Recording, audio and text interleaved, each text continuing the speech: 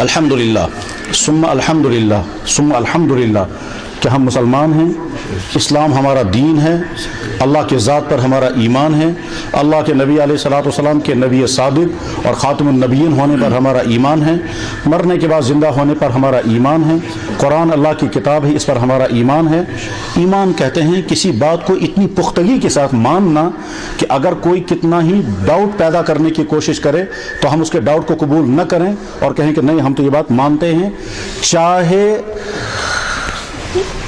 Doubt میں ڈالنے والا کتنے ہی پروف، کتنے ہی دلائل، کتنی ہی وجوہات کیوں نہ پیش کرے، ہم آنکھ بند کر کے کہیں کہ نہیں صاحب ہم تو یہی مانتے ہیں، تب بنتا ہے ایمان۔ ہم میں سے ہر شخص کو یقین ہے کہ ہم نے اپنی ماں کا دودھ پیا ہے، لیکن یاد کسی کو بھی نہیں۔ لیکن کسی بھی انسان سے اگر کہیں کہ صاحب میں پروف دوں گا آپ کو کہ آپ نے اپنی ماں کا دودھ نہیں پیا ہے، کہیں گے ہو سکتا ہے میری ماں کا دودھ خشک ہوا ہوگا، پھر گائے یا بکری کا دودھ پلایا گیا ہوگا یا ڈبوں کا دودھ پلایا گیا ہوگا، لیکن اس کے باوجود میں اسی ماں کو اپنی ماں کہوں گا جس کے پیٹ سے میں پیدا ہو کر کے آیا ہوں۔ اگر ہم سے یہ کوئی کہے گا آپ کو یاد ہے کہ آپ اسی ماں کے پیٹ سے پیدا ہوئے ہیں، کہ نہیں مجھے تو یاد نہیں ہے، تو آپ کیسے یقین رکھتے ہیں پھر؟ اور پکا یقین ہے کہ اتنا پختہ یقین ہے کہ دنیا کے سارے انسان اگر مل کر کے کہیں گے کہ تم اس کے بیٹے نہیں ہو، تو اس کے باوجود میں کہوں گا نا میں تو اسی کا بیٹا ہوں، میں اسی ماں سے پیدا ہوا ہوں۔ ہم میں سے کسی شخص نے اپنے باپ کو باپ بنتے ہوئے نہیں دیکھا، کیونکہ جس دن ہمارا باپ بنا اس دن ہم تھے ہی نہیں۔ ظاہر ہے ہمارا باپ اس دن ہمارا باپ بننا سٹارٹ ہوا ہے جس دن ہمارے والد کا نکاح ہماری والدہ کے ساتھ ہوا۔ اس کے بعد آگے چل کر کے جب ہم ماں کے پیٹ میں تیار ہونے لگے، باپ کی باڈی سے کوئی سپرم نکل کر آیا، ماں کی باڈی سے ایگ نکل کر آیا، وہ دونوں رحم میں جمع ہوئے، پھر ہم بننے لگ گئے، ہم کو نہیں معلوم کہ ہم بن رہے ہیں۔ اس کے بعد ہم پیدا ہو کے باہر آئے تو ہمیں نہیں معلوم ہم پیدا ہو کے باہر آئے، ہمیں یہ بھی نہیں معلوم یہ دن کا وقت تھا یا رات کا وقت تھا،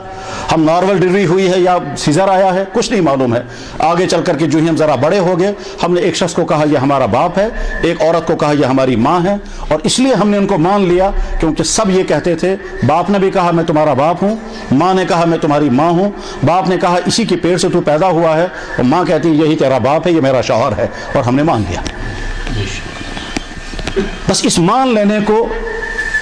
میں اتنی پختگی ہے کہ اگر سارے محلے والے جمع ہو کر کہیں گے سب غلط ہے، ہم کہیں گے نہیں صاحب غلط ہے، تب بھی مجھے تسلیم ہے، مجھے اسی کو باپ مانتا ہوں۔ تو ناقابل تردید یقین دل میں پیدا کرنا، ناقابل زوال یقین دل میں بٹھا لینا، اسی کو کہتے ہیں ایمان۔ لیکن یہ ایمان چیزوں کے بارے میں نہیں ہوا کرتا۔ ہم میں سے ہر شخص کو یقین ہے کہ زمین ہمارے پاؤں کے نیچے ہے اور آسمان ہم سے اوپر ہے، ہم میں سے ہر شخص کو یقین ہے کہ برف ٹھنڈی ہوتی ہے، آگ گرم ہوتی ہے۔ اس یقین کا نام ایمان نہیں ہے، کیونکہ تو مشاہدہ ہے، یہ تو سامنے کی چیز ہے، یہ تو نظر آ رہی ہے، اس کا ہم خود تجربہ کر سکتے ہیں۔ اس لیے ان چیزوں کے مان لینے کا نام ایمان نہیں رکھا گیا، ایمان نام رکھا گیا ان چیزوں کے ماننے کا جو چیزیں ہیں مگر تمہارے پاس اس کا کوئی پروف نہیں ہے۔ اس کائنات کا خالق ہے مگر تمہارے پاس کوئی ثبوت نہیں ملے گا تمہیں جس سے تم خود اپنے فیصلے سے سمجھ سکو کہ یہ کائنات کا خالق ہے۔ مرنے کے بعد تمہیں زندہ ہونا ہے، لیکن تمہارے پاس کوئی ثبوت نہیں ہے جس سے تم سمجھ سکو کہ مرنے کے بعد زندہ ہونا ہے۔ اب ہم ان چیزوں کو کیسے مان لیں کہ ان چیزوں کو ماننے کے لیے ہمیں کوئی سورس چاہیے، جس سورس کو ہم پہلے دیکھ لیں کہ صاحب یہ سورس قابل اعتماد ہے یا نہیں۔ اگر وہ سورس قابل اعتماد ہے تو اس کے بعد ہم مان لیں گے، چنانچہ وہ سورس ہے اللہ نے نبیوں کو بھیجا دنیا میں، اور ان نبیوں کی خصوصیت یہ رکھی کہ دیکھو تمہارے اندر سے ہوں گے، یہ تمہاری طرح سے ماں کے پیٹ سے پیدا ہوں گے، تمہاری طرح سے یہ غذائیں کھائیں گے، تمہارے سوسائٹی میں رہنے والے ہوں گے، اور اس کے بعد پھر ان کی زندگی اتنی زیادہ اچھی ہوگی کہ اس سے زیادہ بہتر اچھی زندگی کسی کی نہیں۔ وہ میرا تعارف تمہیں کرائیں گے، وہ تمہیں بتائیں گے کہ صاحب میں ہوں وہ جس نے یہ کائنات بنائی، میں ہوں وہ جس نے تم کو پیدا کیا، اور میں ان نبیوں کے کہنے پر تم مجھے مان لو گے، نبیوں کے کہنے پر تم موت کے بعد کی زندگی کو مان لو گے، نبیوں کے کہنے پر نظر نہ آنے والی چیز کو مان لینا، اسی کا نام ایمان ہے۔ قیامت کے دن سارے انسان اللہ تعالیٰ شانوں کو دیکھیں گے، اور حدیث میں موجود ہے، صحابہ نے عرض کیا یا رسول اللہ صلی اللہ علیہ وسلم ربنا، اے اللہ کیا ہم قیامت کے دن اللہ کو دیکھیں گے؟ صحابہ کی بہت ساری خصوصیات میں سے ایک بڑی عجیب خصوصیت یہ تھی کہ جو چیز دنیا میں سمجھ میں آنے والی نہیں ہے اس چیز کے بارے میں کبھی سوال نہیں کرتے تھے، اور جو چیز دنیا میں سمجھ میں آنے والی ہے اس کے بارے میں فوراً سوال کرتے تھے۔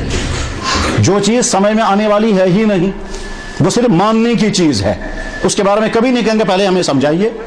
جب ہماری عقل قبول کرے گے تب ہم مانیں گے، نہیں، اس کے بارے میں تو طے ہے کہ صاحب یہ تو آپ کو سننا اور ماننا ہے۔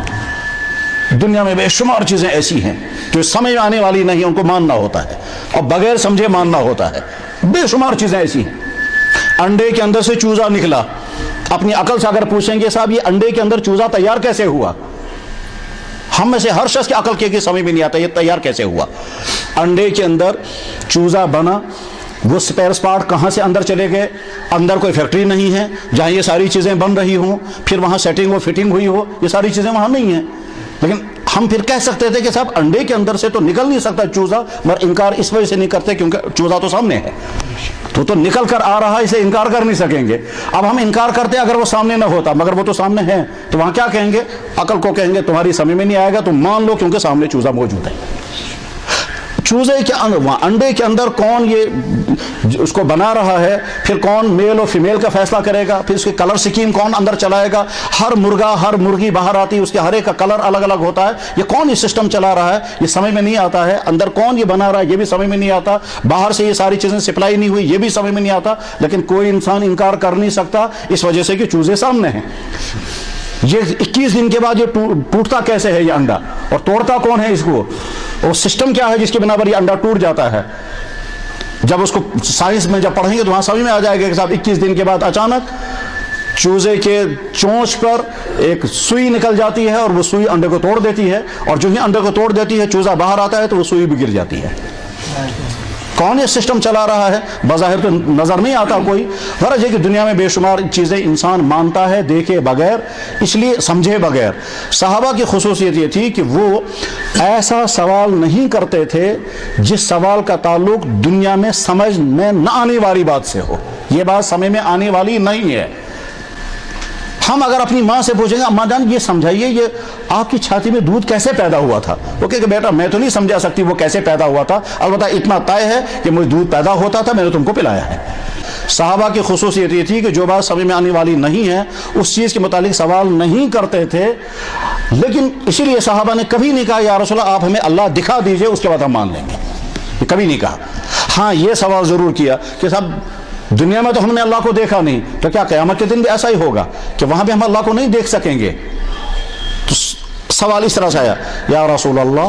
حل نرا ربنا، یا رسول اللہ کیا ہم قیامت کے دن اللہ کو دیکھ پائیں گے؟ تو آپ علیہ السلام نے جواب، بخاری شریف میں حدیث ہے، آپ نے ارشاد فرمایا حل تضامون فی رؤیت القمر لیلۃ البدر لیس دونہ سحاب،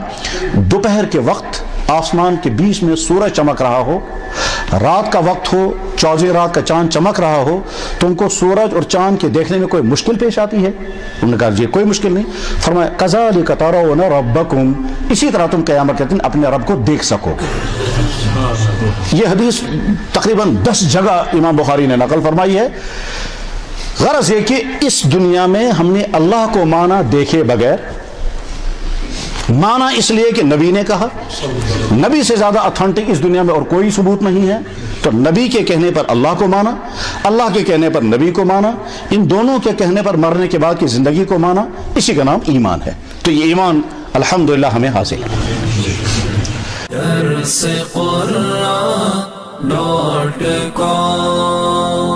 www.darsequran.com